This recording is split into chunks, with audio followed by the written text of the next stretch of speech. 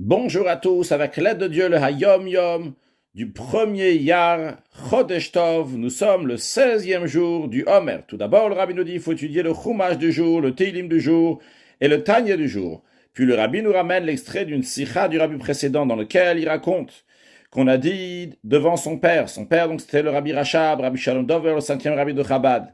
C'était un Fabringen, une réunion chassidique. De manière plus précise, comme le Rabbi précédent le raconte dans la Sikha, c'était dans la Sfirat HaOmer des années 5651, 5653, donc qui correspond à 1891, 1893, et ils avaient l'habitude, après Pessah, de temps en temps de sortir sur la terrasse et de prendre de l'air frais. Et le Rabbi Rachab, en général, est très occupé, il priait jusqu'à très très tard dans l'après-midi, environ jusqu'à 5 heures d'après-midi. Une fois, justement, à une de ce qu'il appelle le Fabringen, donc ils étaient sur cette terrasse, un des chassidim m'a raconté ce qu'il a entendu, que les chassidim, les disciples du Admour Hazaken Rabbi Shneur Zalman, le premier Rabbi de Chabad, ils comptaient toujours. Ils étaient toujours en train de compter. Ça a beaucoup plu au Rabbi Rachab, et il a déclaré, il a dit, cette idée, c'est le service de Dieu. Un homme doit compter ses heures, il doit compter ses jours. Ce qui correspond à l'idée de la période dans laquelle on se trouve du Homer, qu'il faut compter les jours, il faut compter les semaines. Sur le plan spirituel, cela veut dire lorsque passe un jour il est passé, il faut savoir qu'est-ce qu'on a fait dans ce jour-là et qu'est-ce qu'on doit faire encore. Et de manière générale, il faut s'efforcer que demain, ça sera beaucoup mieux qu'aujourd'hui.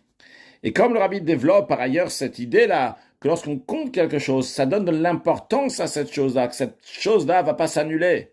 S'il en est ainsi, dans différents sujets halachiques, que quand on compte quelque chose, cette chose-là ne s'annule pas, à plus grande raison lorsqu'il s'agit du temps.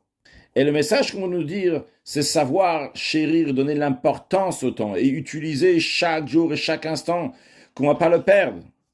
Comme l'expression qui dit que malheureusement, les hommes font attention donc sur leur perte d'argent, mais pas sur leur perte de jours. En hébreu, ça marche mieux, c'est un jeu de mots. Iboud damav, iboud yamav. La perte de son argent et pas sur yamav ses jours.